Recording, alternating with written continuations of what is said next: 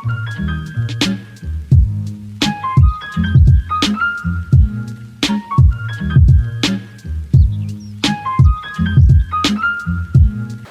warahmatullahi wabarakatuh. Balik lagi channel Sutradara Galau, yang mana kita biasanya akan membahas fakta menarik seputar dunia pesantren dan juga dunia kaum sarungan.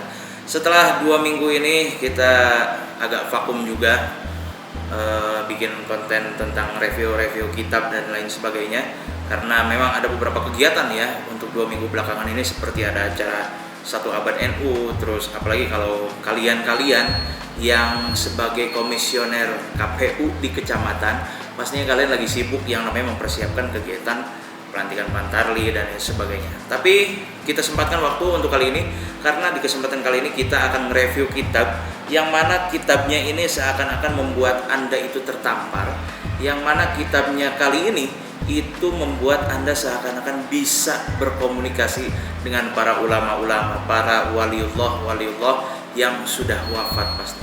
Tidak lain dan tidak bukan, langsung saja kita ambil kitab tipis yang satu ini tapi terasa berat untuk dipahami, Ayyuhal Walad.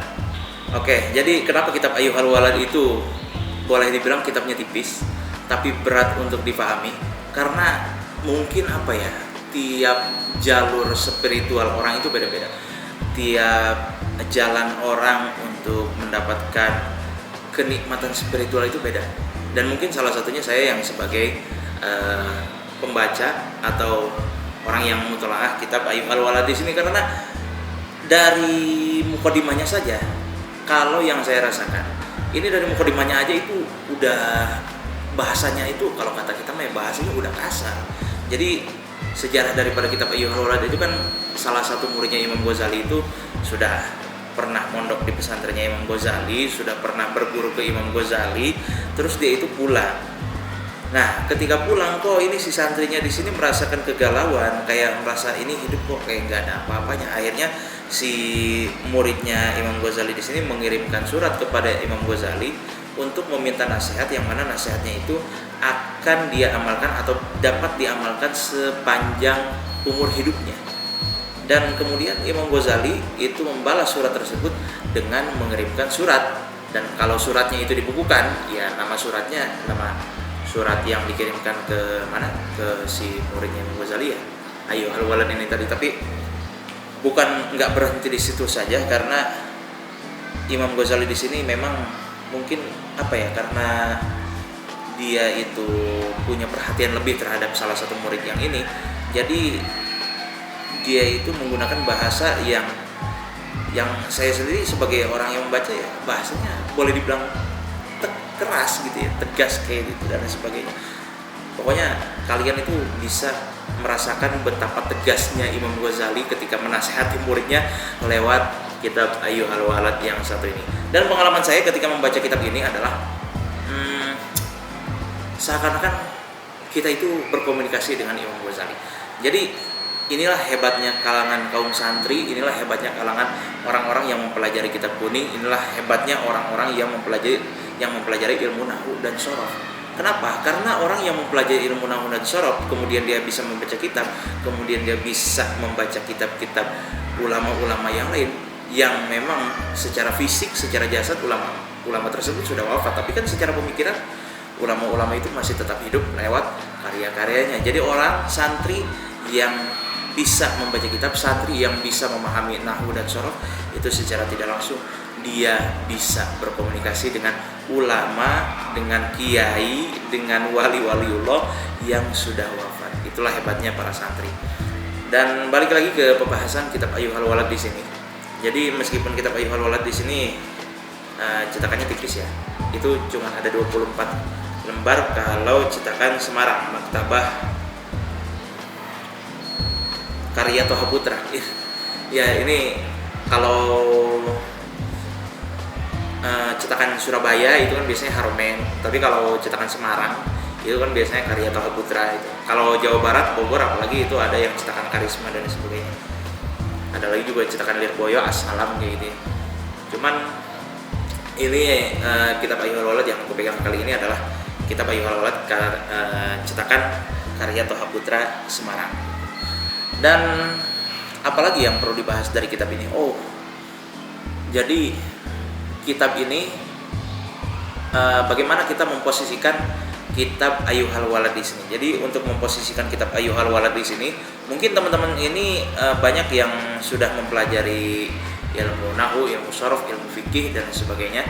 Tapi secara tidak langsung juga teman-teman ada rasa, teman-teman ada keinginan untuk aku pengen nih yang namanya belajar ilmu tasawuf dikit-dikit gitu.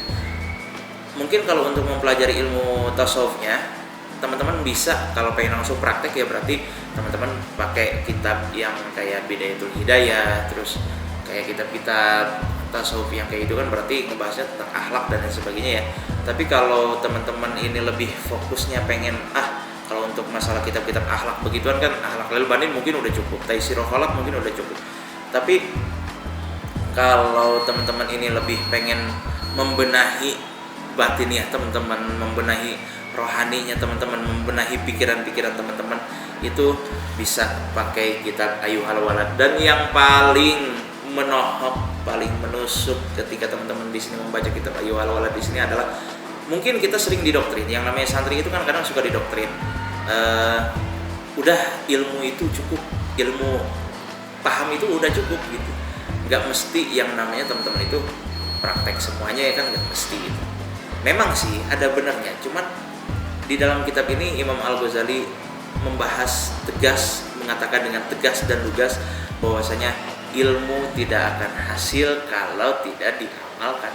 Jadi seakan-akan ketika saya membaca kitab Ayyuhal Walad di sini, ini seakan-akan saya ini ada duduk berada di hadapan Imam Ghazali ya teman-teman.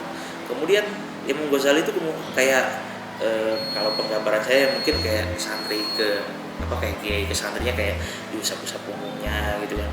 Terus kiainya ngomong, kamu ini kalau ilmu doang tapi nggak diamalin percuma gitu. Itu kan kalau kiai yang ngomong kayak gitu, itu aja kita aja sebagai santri mungkin sakitnya udah kayak apa tahu ya, ngerasa bersalahnya udah kayak apa tahu. Ini teman-teman baca kitab Ayyuhal Walad, Imam Ghazali langsung yang ngomong, gimana nggak sakit. Pokoknya tiap saya sorogan, tiap saya ngaji, jadi kan ada beberapa santri yang suka sorogan pengen minta ngaji kitab gitu ya, pengen dibacain kitabnya. Ya saya ngebacain kitab tapi dengan kondisi hati yang aduh ini sindirannya buat gua, ini kayaknya sindiran. Ya pokoknya kayak membaca kitab Ayyuhal Walad di sini seakan-akan membuat Anda itu berbincang-bincang dengan Imam Ghazali. Seakan-akan Anda itu ketika pengen minta nasihat, lah yang nasihatinya itu langsung Imam Ghazali. Pokoknya kitab Ayyuhal Walad di sini cocok buat teman-teman semua yang mungkin udah jenuh sama yang namanya kitab-kitab fikih. Teman-teman kan mungkin suka bahsul masail, kalau udah ngerti fikih kan biasanya suka bahsul masail.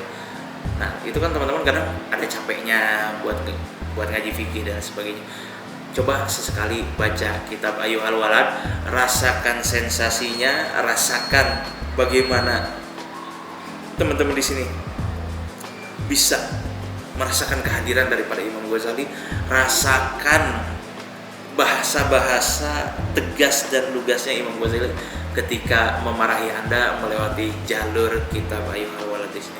Pokoknya kalau memang benar-benar dipelajarin, kalau memang benar-benar dipraktekin, diamalin, wah udah deh, itu saya salut banget sama orang yang bisa mempraktekkan apa yang ada di dalam kitab Ayyuhal Walad di sini. Oke, mungkin itu saja yang bisa disampaikan.